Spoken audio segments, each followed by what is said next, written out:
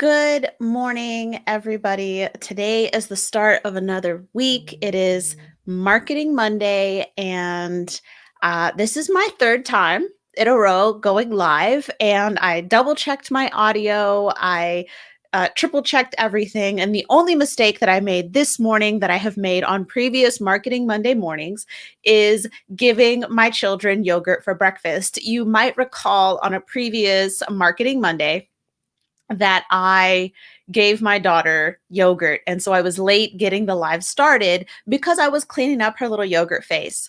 I did the same thing this week, but I actually fed them breakfast a little bit earlier. So she got cleaned up before I had to go live. And so, yes, I am learning, and this is wonderful.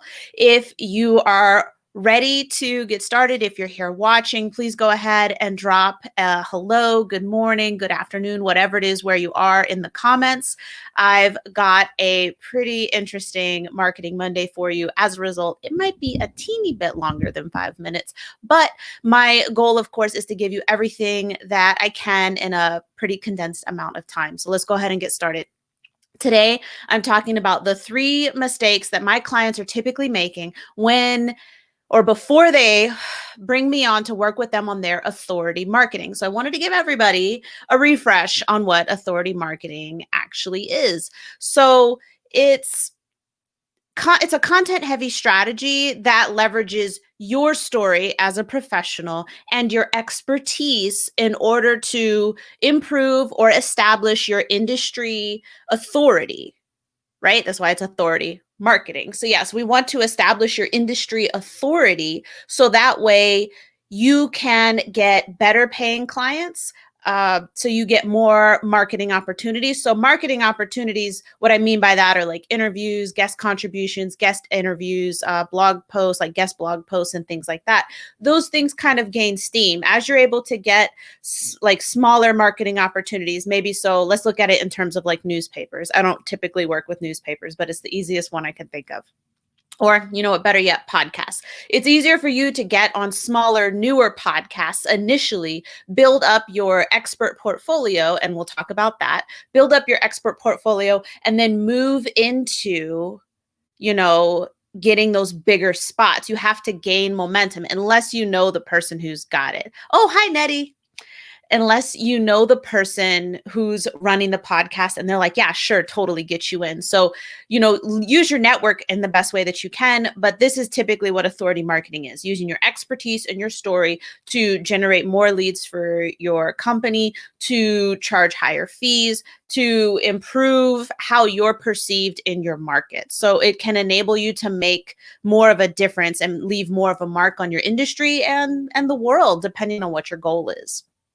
So if you want to learn more about authority marketing, go to defythestatusquo.com and search authority marketing on the blog. I've got a lot of content surrounding that, and that'll help you get started.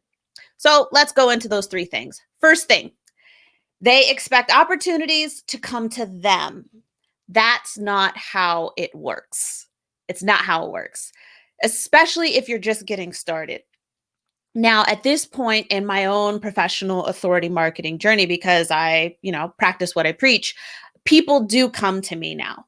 People do come to me. Not that I still don't reach out and actively make an effort to get, speaking opportunities and things like that, but I'm being invited to contribute into articles. I'm being invited to be on people's podcasts. I'm being invited to speak for their groups on different areas of my expertise or different parts of my story. So I just did a live stream yesterday with AJ about the C3EB Summit, and she invited me to speak as part of the summit. And I'm very excited about that. I've been most recently invited to speak or do interviews for 2 podcasts. They reached out to me, and those have been wonderful opportunities.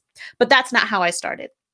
So the big mistake, right, is not actively searching. And even when you have momentum, you should always be actively searching for opportunities to market your authority. This can feed your social media engine. It can feed content on your website. It helps you get backlinks to your website, which are important for SEO. So that is a huge thing, is they're not actively searching. They're just like, I'm wonderful. don't you want to interview me and ask for my opinion? And the fact of the matter is no, they are not interested in interviewing you and asking for your opinion because they don't know why they should care about you. So big one right there. You should always be actively searching for opportunities. The other thing is not creating expert content.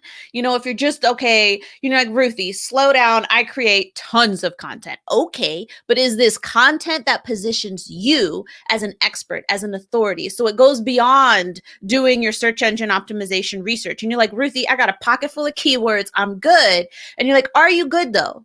Like, are you going to put your unique spin on those keywords? Are you going to be able to really dig deep and look at what you offer uniquely in order to create that content? I sprinkle routine, common topics with my original take on them. And that is why my content ranks really, really well. That's why it does really well on social media, is because I can take something completely common and spin it so it's got my own flavor. It's like, oh, okay, that sounds like something Ruthie would say. So if you're not actively creating expert content, right? Expert content. And what I mean by that is not just that you're smart or that you know how to do this, but if you're not putting your own unique spin on it, you are not giving people a reason to want to interview you, to want to have you contribute to their content or speak at their events. So those were 1A and 1B because it's, expecting opportunities to come to you. So moving into number 2, not having a media kit or an expert portfolio. Ruthie, what's a media kit?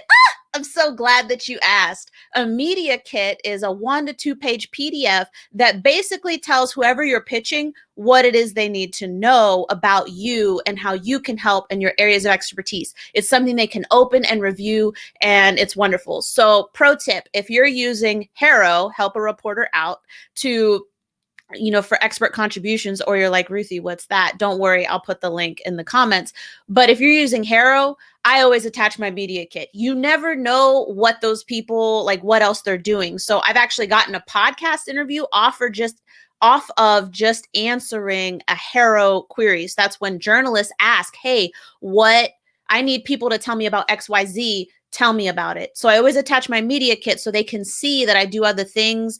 And I've gotten podcast interviews off of that because they're like, hey, we loved your answer and we have a podcast or we have these other articles coming up. Can you help us? So it's important to have that media kit that just shows a quick snapshot of who you are and what you're specializing in. And then when I talk about your expert portfolio, I'm referring to the page. So I have a page on my site that's called Interviews and Features. It's under my About Us tab on defythestatusquo.com. And it's got my video interviews. It's got my podcast interviews. It's got my guest blogging opportunities that I've done. And it's also got all of my expert contributions listed. So this page used to not have a lot on it. Last year, this page was paltry. It just had a few things, but I knew it was going to build momentum and I kept going. So when you look at that page now, people are like, wow, this is really impressive. And that's exactly what you want.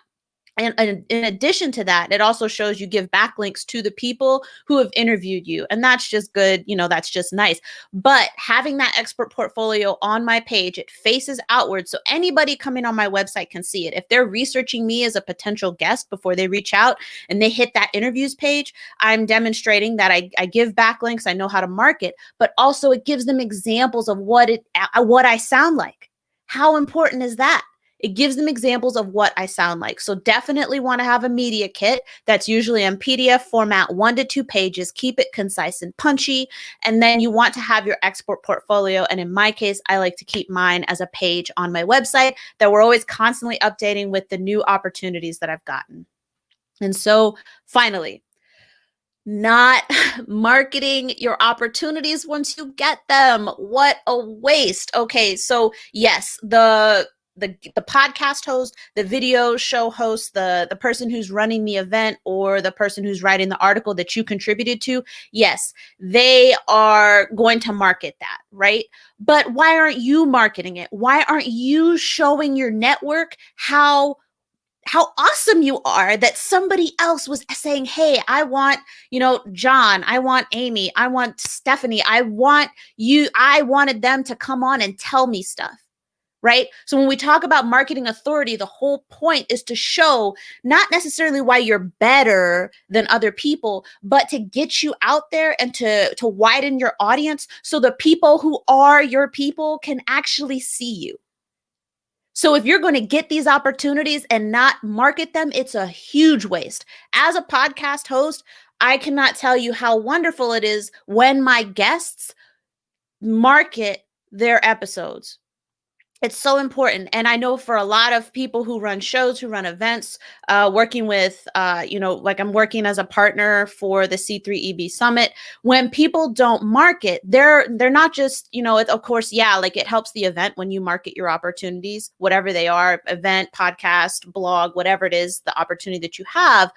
But more importantly, you're hurting yourself. You're hurting yourself. This is a big opportunity and you're not telling your audience about it. So that is something that I work on with all of my clients. Okay, we go from, okay, we're not expecting opportunities to come from you, no, or come to you, no matter how, hot, awesome stuff you think you are. So we go from not actively searching to searching and creating awesome expert level content that puts their spin on things. And then, of course, one of the first things I need to do, okay, let's get that media kit together. And so I get my team working on the media kit.